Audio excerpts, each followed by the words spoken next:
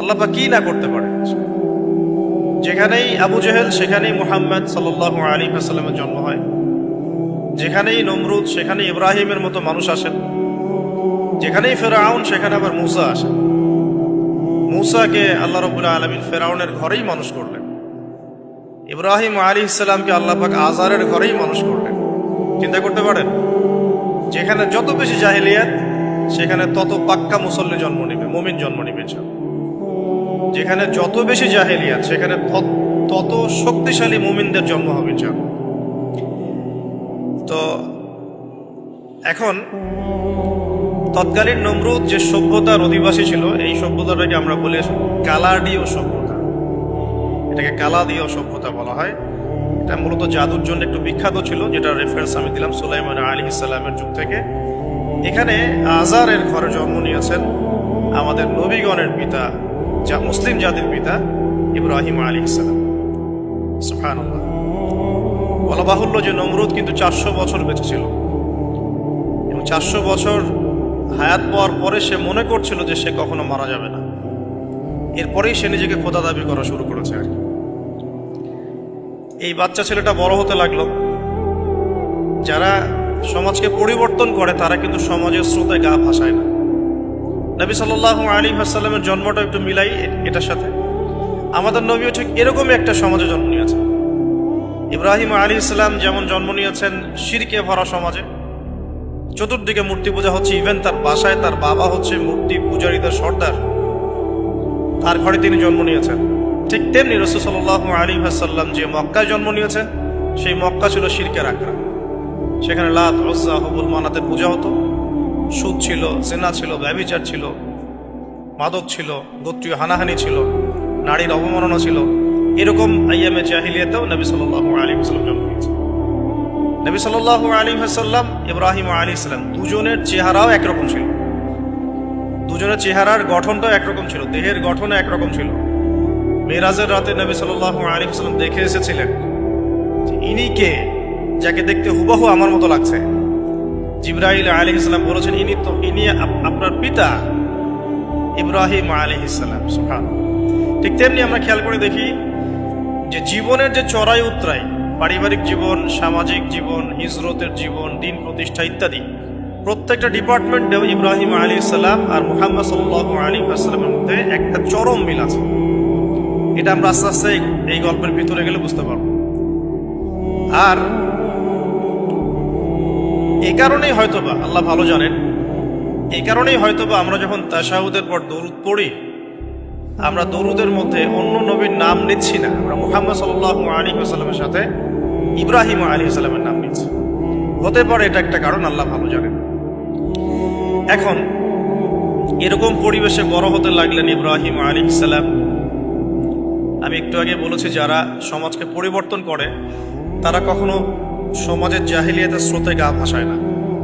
মুহাম্মদ সাল্লাল্লাহু আলাইহি ওয়াসাল্লাম সমাজ পরিবর্তন করেছেন আইয়ামে জাহিলিয়াতকে মাত্র 23 বছরের ব্যবধানে, কিন্তু তিনি কিন্তু জাহিলিয়াতের সাথে গা ভাসান নাই।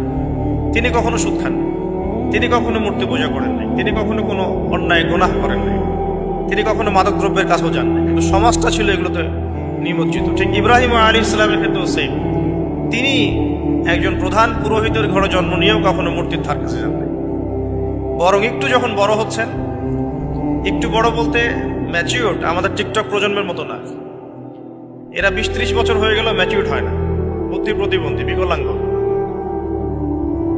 ইভেন ইদানিং আমাদের মেয়েরা ছেলে হচ্ছে, আমাদের নারীরা এখন পুরুষত্ব দেখাচ্ছে, আমরা পুরুষেরা ফেসবুকে একটা স্ট্যাটাস দিয়ে ক্ষান্ত হয়ে থাকি। এটুকু আমাদের দায়িত্ব উম্মার প্রতি। আর এখানে আমরা দক্ষতা অর্জন করেছি অনেক। আমরা সবাই কিবোর্ড মুজাহিদ, আমরা এটা মনে করি। এটাই যুদ্ধ, এটাই জিহাদ। আর নারীরা মাঠে যুদ্ধ করছে এখন সম্ভ্রমের জন্য, অধিকারের জন্য ইত্যাদি। ফ্যামিলিস্ট রেভলিউশনের দিকে তাকালেও তাই দেখা যায়। ছেলেরা এখন বেকার হয়ে যাচ্ছে, কিন্তু মেয়েরা স্বাবলম্বী হচ্ছে। তারা দিনদার নয়, এই মেয়েগুলো দিনদার নয়, কিন্তু জীবনে প্রতিষ্ঠিত হওয়ার জন্য লড়ছে, চ্যালেঞ্জ গ্রহণ করেছে। এটা ছেলেদের উচিত ছিল। তা আজারের ঘরে জন্ম নেওয়া সেই ইব্রাহিম কিন্তু চ্যালেঞ্জ গ্রহণকারী একটা ছেলে। সে এখন তার পিতাকে বলছে কি বলছেন? আমরা একটু কোরআনের ভাষা শুনি। আল্লাহ রাব্বুল আলামিন বলছেন সূরা মারিয়ামের মধ্যে এসেছে ঘটনাটা 41 থেকে 45 নম্বর আয়াতে। আল্লাহ পাক বলছেন ওয়াজকুর ফিল কিতাবি ইব্রাহিম বা'দা আউযু বিল্লাহি মিনাশ শাইতানির রাজীম।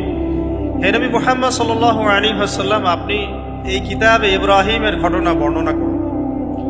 ইয ক্বালা লিআবিহি, যখন ইব্রাহিম তার বাবাকে বললেন, তার বাবা মানে আযারকে বললেন, ইয়া আবাতি, হে আমার বাবা, লিমা তা'বুদু, তুমি কেন ইবাদত করো এমন সত্তার, মা লা ইয়াসমাউ, যে শুনতে পারে না, ওয়ালা ইউবসিরু, দেখতেও পারে না, ওয়ালা ইউগনি আনকা শাইআ, তোমার কোনো উপকার করতে পারে না। একটা ছেলে যার বয়স হবে 15 থেকে 20, হয়তো বা হাইয়েস্ট, তার কাছে কি এমন জ্ঞান আসলো যে সে তার বাবাকে এখন চ্যালেঞ্জ করছে, তার জ্ঞানতাত্ত্বিক যুদ্ধ শুরু হল, আদর্শিক যুদ্ধ শুরু হল বাবার সাথে। হে আমার বাবা, আপনি কেন এমন সত্তার ইবাদত করছেন যে শুনতেও পারে না? অসারতা দেখিয়ে দেওয়া হচ্ছে চোখে আঙ্গুল দিয়ে, দেখতেও পারে না, আপনার তো কোনো উপকারও করতে পারে না, কোনো ক্ষতিও করতে পারে না। ওয়ালাম ইউগনি আনকা শাইআ, ইয়া আবাতি, হে আমার বাবা, ইয়া আবাতি ইন্নী আখাফু আন ইয়ামাসসাকা আযাবুম মিনার রাহমানি ফাতাকুনা লিশ-শাইতানি ওয়ালিয়্যা। হে আমার বাবা, আমি ভয় পাচ্ছি যে আপনার উপরে না আবার আল্লাহ পাকের গজব নেমে আসে এবং আপনি শয়তানের ওলি না হয়ে যান। ওলি মানে কি? বন্ধু, বন্ধু, শয়তানের বন্ধু না হয়ে যান। ইয়া আবাতি ইন্নী ক্বাদ জাআনি মিনাল ইলম মা লাম ইয়াতিকা ফাত্তাবি'নি আহদিকা সিরাতান সাওয়্যা। কি চমৎকার কথা! ছোট্ট ছেলেটা বলছে, হে আমার বাবা, আমার কাছে একটা জ্ঞান আসছে, জ্ঞান, আমার কাছে একটা জ্ঞান এসেছে যেটা তোমার কাছে আসে নাই। ফাত্তাবি'নি, তুমি আমার অনুসরণ করো। আহদিকা, আমি তোমাকে পথ দেখাবো। সিরাতান সাওয়্যা, সহজ সরল পথ দেখাবো তোমাকে। সন্তান বাবাকে নসিহত করছে। দেখো, সন্তান বলছে, আমার কাছে এমন জ্ঞান এসেছে বাবা যেটা তোমার কাছে আসে নাই, তুমি আমাকে ফলো করো, আমার অনুসরণ করো, আমি তোমাকে পথ দেখাবো। Ego problem, ego. আজকেও যখন কম বয়সী কোনো মানুষ বেশি বয়সের কাউকে দাওয়াত দিতে যাবে, এরকম প্রবলেম ফেস করতে হবে। তার বাবা কি বললো, কেন ফেস করতে হবে, আল্লাহ পাক সেটা বলেছেন সূরা বাকারা। এটা এই সূরাটা সূরা বাকারায় বলেছেন, ওয়া ইযা ক্বিলা লাহু ইত্তাকিল্লাহ, কিছু মানুষ আছে যাদেরকে যদি বলা হয় আল্লাহকে ভয় করুন, আখাযাতহুল ইজ্জাতু বিল ইসম, তাদের প্রেস্টিজে লাগে। এক কথায় কি? প্রেস্টিজে লাগে, প্রেস্টিজ নষ্ট হয়। আখাযাতহুল ইজ্জাতু বিল ইসম ফাহাসবুহু জাহান্নাম, আল্লাহ বলেন ওর জন্য জাহান্নামই যথেষ্ট। ওয়াসাআত মাসীরা, কত নিকৃষ্ট সেই আশ্রয়স্থল।